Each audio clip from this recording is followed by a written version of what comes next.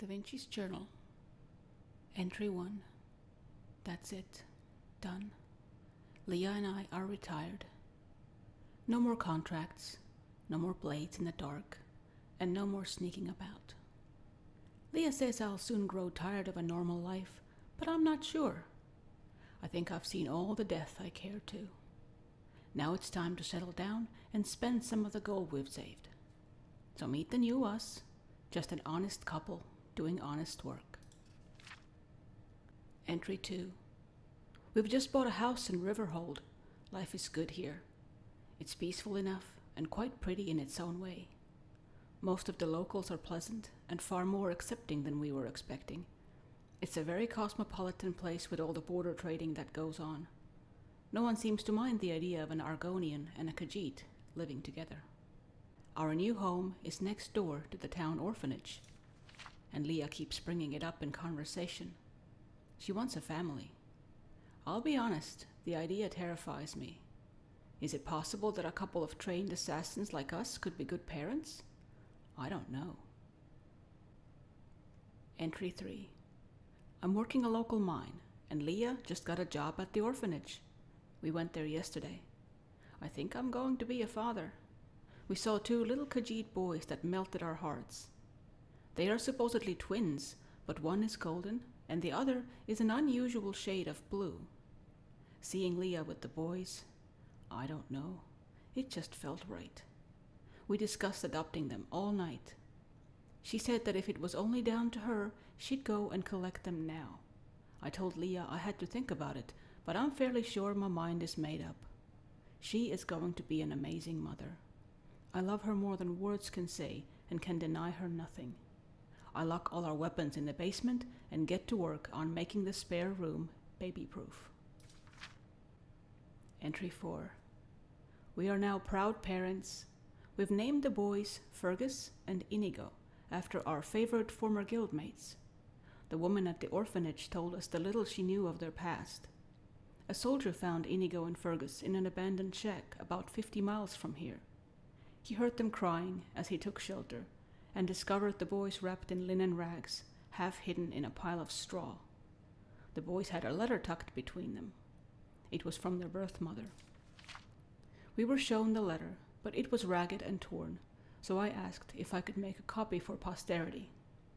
It reads, Atala hopes you have found her children safe. They are twins, born only minutes apart, though as you can see, they are unalike.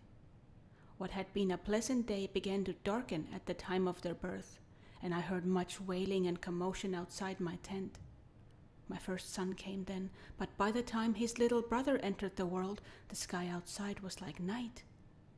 I held them in my arms, and it was as if their cries brought back the sun, for then the darkness lifted, and the voices outside rejoiced. I smiled and wondered if a third moon had appeared during my labor, as such a thing is said to signal the arrival of a main. Wishful Atala! Stupid Atala! Cursed Atala! There had been no third moon, only darkness. A few weeks later, my youngest sprouted his first blue hair, and his fate was decided. It has been nearly 200 years since the last bad moon omen, but upon seeing that tiny blue strand, our elder recognized its meaning. The village would suffer greatly unless my baby was put to death. Alas, Atala could not allow it. I can no longer trust the father of my children. The moons hold greater sway over his heart than we do. Our situation fills him with great sadness, but he is elder-born and wishes to appease Maser and Secunda above all else. The night before the sacrifice, I heard a woman's voice speak, though no woman could be seen. The voice was fair, but commanding. It said, Run, Atala! The way is clear! Take your babies and flee! I bundled up my little ones and snuck away into the desert. I have traveled many miles, but my people are tracking us, and they grow close. They will have blood one way or another. I would rather it were mine. Earlier, the woman's voice spoke up again inside my head. She said I must go now and draw our pursuers away from this place. She said my children will be found here by one who can help them. As strange as it sounds, I believe her. Please, take my darlings to safety, and when they are old enough to understand, tell them that Atala loves them still.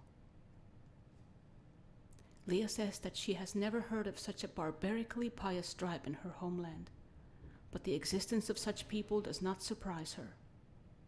There are stories of forgotten settlements that still thrive in isolation among the shifting sands. Atala must have hailed from such a place. Her plan worked, and now her boys are safe and loved. Leah and I will do our utmost to give them the best of everything. When they are old enough, we will tell the boys about their mother and what she endured to save their lives. It is a sad tale, and I am not sure if we will ever tell them absolutely everything. That is a worry for another day. Here and now, they are happy, and they make us happy. Long may it last. Entry 5. Leah and I are just back from a job. I know. We're retired, but it was good to flex these old muscles again, and it was only a group of outlaws. The thugs had been terrorizing a village a few miles away, so we waited until dark, left the boys at the orphanage with one of Leah's co-workers, tooled up, and took care of business. By the hist, it felt good. I must admit my armor is getting a little snug, but it seems Leah and I are as good a team as ever. I love her so much. When we returned to the orphanage, Leah's friend led us to the basement, where Inigo and Fergus were chasing spiders. They looked so adorable, I had to draw them. Entry 6. We've decided to teach the boys how to handle themselves. I'm sure many would say they are too young for weapons, but it's a harsh world out there, and we both agree they'll be better off with a little training. Inigo instantly took a shine to archery, while Fergus seems to favor the sword. They both show great aptitude even at such a young age. I am a very proud father. Fergus is already turning into a determined and thoughtful boy. Inigo has amazing reflexes and a sense of the absurd that often has the rest of us laughing even when we shouldn't be. Most importantly, the brothers are fiercely loyal. They often fight and squabble, but at the slightest hint of danger, they unflinchingly stand up for one another. When I'm down the mines, the boys spend most of their days at the orphanage with Leah. It's sad, but you could say they never really left. Ah well. I see no harm, and they often cheer up the other children. Entry 7. Poor Inigo had a bit of trouble at the market today. Some local boys and girls were making fun of him because of his blue fur. Little hooligans. If he'd had his bow with him, I think he would have taught them a thing or two. If Fergus had been there, things could have gotten ugly. We don't want either of the boys seriously hurting anyone, so Leah showed them a few hand-to-hand tricks, just in case things get rough. We adults often forget what a battleground childhood can be. I spoke to the parents of the boy who instigated the bullying. The father said his son wasn't responsible and called me a filthy lizard. Maybe this town isn't as open-minded as we first thought. Entry 8. Leah discovered Fergus and Inigo playing with our most precious weapons today. I have no idea how they got the display cases open.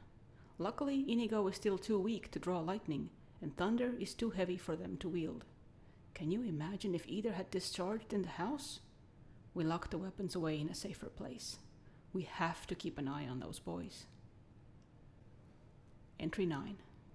Sadness and excitement today. Riverhold lost 3 people to a large group of migrating giant spiders. Leah and I knew we were the only ones capable of helping, so we strapped on our weapons and exterminated the beasts. To be honest, the boys did most of the work. They were eager to test their weapons on live targets, and I must say, they did fantastically well. As the villagers hid in their homes, Leah and I dispatched about 10 of the beasts, then watched as Inigo and Fergus took care of the rest.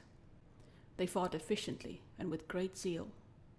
Fergus became a quiet whirlwind of deadly steel as Inigo expertly loosed a storm of arrows and insults. That boy would joke on the gallows. They are young men now, and they are already talking about leaving Riverhold to seek their fortune. I would rather my children sought a more sedentary occupation, but they clearly wish to use their skill to help others who are less able. I'm confident that as long as they have each other, they will be safe. Entry 10. Our little boys are now men. It feels like only yesterday they were just fuzzy little bundles. Leah and I have agreed to let them travel the land in search of their fortune. They leave behind 2 extremely proud parents. We are gifting them our most prized weapons. Inigo will take lightning, Leah's bow. Fergus will take thunder, my sword. May they protect our children and strike fear into the hearts of all who oppose them. I better stop writing and help them pack. Dearest Fergus and Inigo, come back safe and happy. I miss you already. Entry 11. They're gone. Our boys, our sons, our greatest achievement. Leah and I are already growing restless, rattling around this empty house. Everything is the same, but everything has changed. They will return in a few years, and I cannot wait to see the men they will surely have become. Until that day, we'll keep the fire stoked and their rooms ready. Entry 12. A courier brought us news from the boys today. It's been over a year since they last sent word. They are well and happy. They say they have had many adventures and are now heading to Cyrodiil. They have caught the traveling bug and want to see as much of Tamriel as they can before coming home. I'm so glad they are all right. The letter has put us in a fantastic mood.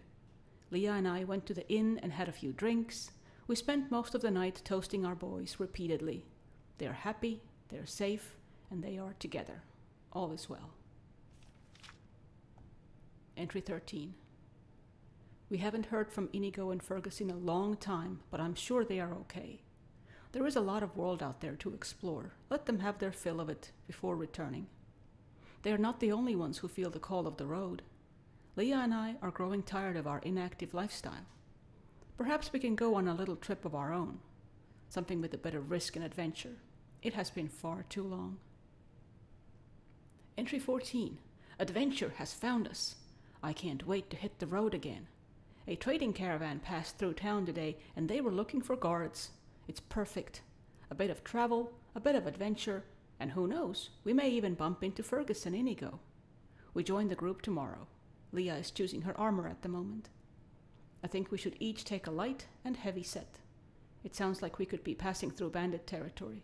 Nothing we can't handle, I'm sure. Leah is calling me. I had better get my things together.